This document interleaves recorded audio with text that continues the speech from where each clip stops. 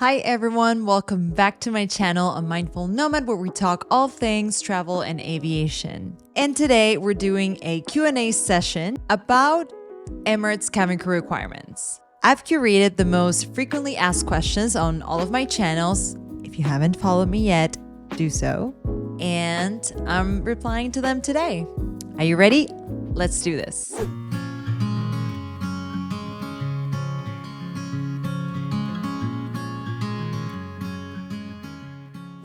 Question number one is, what is the height requirement? I've seen this question pop up in many different forms. But first of all, I think we should talk about basically what Emirates is asking for. So to work as cabin crew for Emirates, the official requirement is that you have to be 160 centimeters tall and be able to reach 212 centimeters on your tiptoes with the tip of your fingers.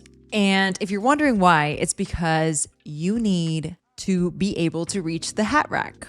You need to be able to close it. Otherwise, who are you going to help? And if you think that you're going to be able to cheat them and say, yeah, I'm a little bit taller, whatever, you're not, because they're going to make you take off your shoes if you're wearing heels and actually reach for the 212 centimeters because they're going to have a tape on the wall that's that height. That's basically the requirement. Question number two. Can I work for another airline before applying for Emirates? Can you? Yes, you can. You can do whatever you want. But in regards to Emirates requirements, they want you to have customer experience. So working in any airline before Emirates is actually a benefit. But they did have this thing with Qatar for a while where you couldn't work at Emirates if you had been employed by Qatar Airways for, I think it was a year prior.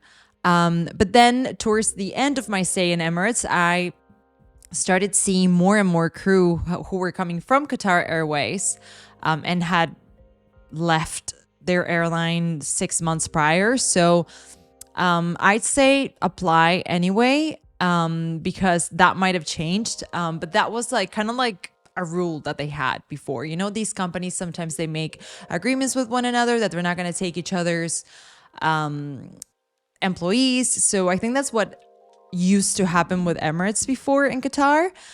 I'd say you still give it a shot. Question three. There were a lot of questions regarding this. Can I have bangs? Yes, you can.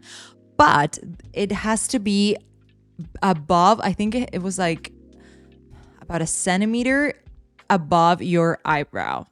And that's not a great look for everybody. So I'd say that you let them grow a little bit, or you either push them to the side, you wear your hair up, like just, I don't know, with a bobby pin, just spin it up, something like that when you're going for your interview, because they actually want to see your face.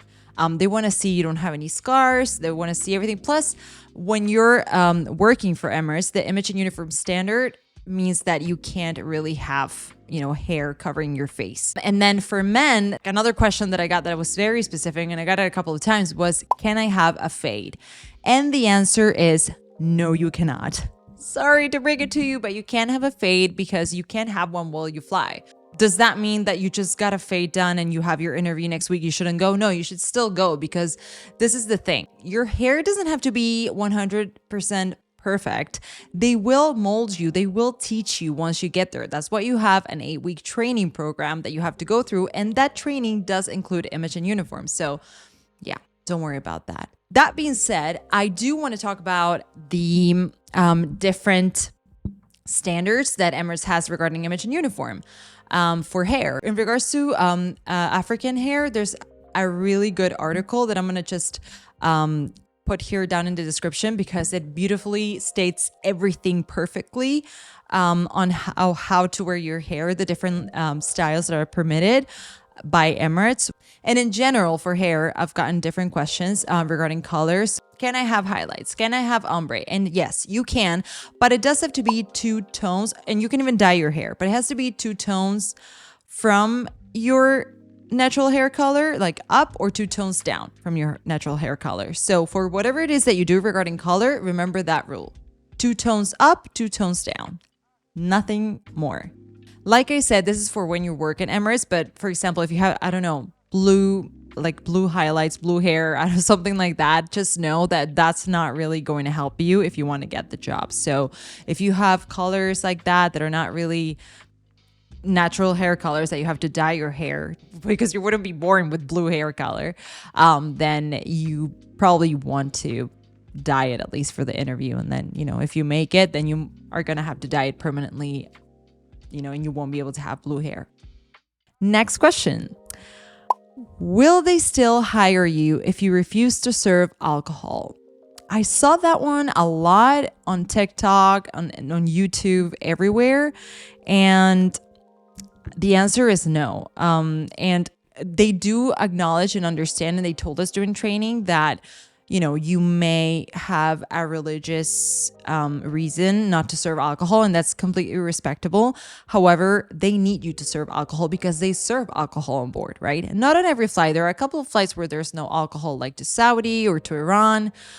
But most flights, you will have to serve alcohol. And actually, when you're filling out the application, there's towards the end, there's a checkbox, and they ask you if you're willing to serve alcohol, and you have to say yes. If you say no, trust me, they will not call you. So think about that really well, because, religiously, you may not want to serve alcohol. So that's something that you can't really deny. And I'll tell you something else.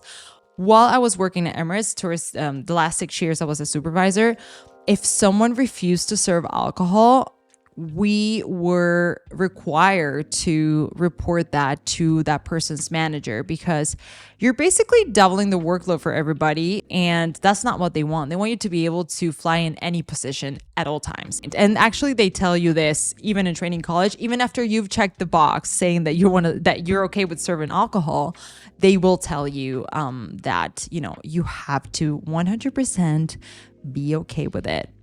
Otherwise, you're going to be sent home. Sad but true, my friends. Sad but true.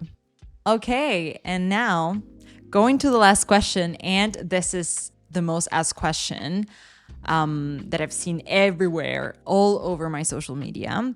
What is the age cutoff? But before we continue, if you're enjoying this video, please like and subscribe. That really helps me to keep doing what I'm doing and to know if you like the content or not.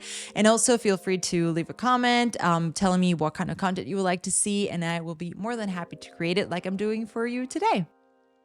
All right, let's continue. All right, so the answer to that question is, the age requirements are that you need to be 21, right? Because that's the alcohol drinking age in the UAE, meaning that you can serve alcohol from when you're 21. And the age cutoff, officially, there's no age cutoff, right? So you can go even if, whatever age you are, you can go. But... and this is from my experience, my friends' experiences. I even checked with a few friends who were still there, and I asked them what they saw. And the answer that I got from everybody was, yeah, it's the same as when you were here. I haven't seen anyone who's over 26 being an ab initio, which is a person who has just been recruited. I mean, officially, there's no cutoff age, but that's what people usually see. So why am I sharing this information? Because personally, what I think you should do is you should go for it anyway. I remember in my batch back in the day when I started Emirates, I had friends who were in their 30s, and they had been hired in their 30s, right? So I mean, that wasn't an issue back then, but in the last few years I was there, and apparently now it's the same thing as well. You don't get people in their 30s being hired, and that's unfortunately what it is.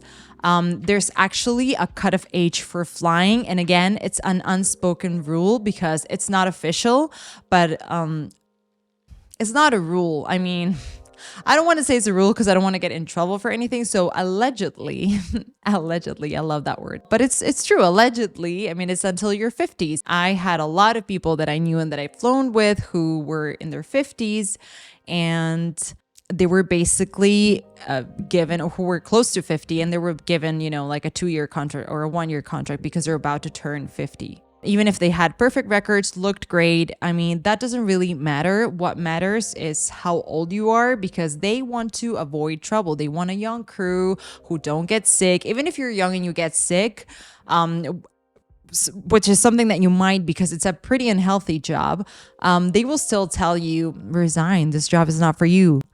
Hell, they've told me to do that. So, that's basically how it is. And what happens. So anyway, just something to keep in mind. I hope you liked this video. If you made it all the way till the end, please comment pineapple emoji so I know that you made it all the way till the end. And so people get a little confused when they see all these pineapples in the comments. I really hope you enjoy this video, and I do want to leave you with this final thought. Just give it a shot. Go for the interview.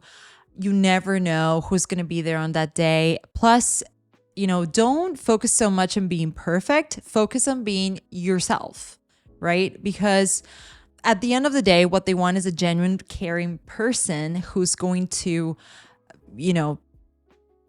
make them look great. So just be yourself. If you're all nervous and paranoid, you're not going to do well, and you're not going to be able to show your true personality. So what I advise you to do is just to take a chamomile tea or something and chill out, do a little yoga, meditation before going, say a few affirmations, light up a Palo Santo or something, and just chill out and go and have the best time and enjoy the whole process. Because honestly, I've had great memories of that time, and I went completely relaxed to my interview because, to be honest with you, I never thought I was going to make it. I went last minute. I just went. And so, expected whatever to happen.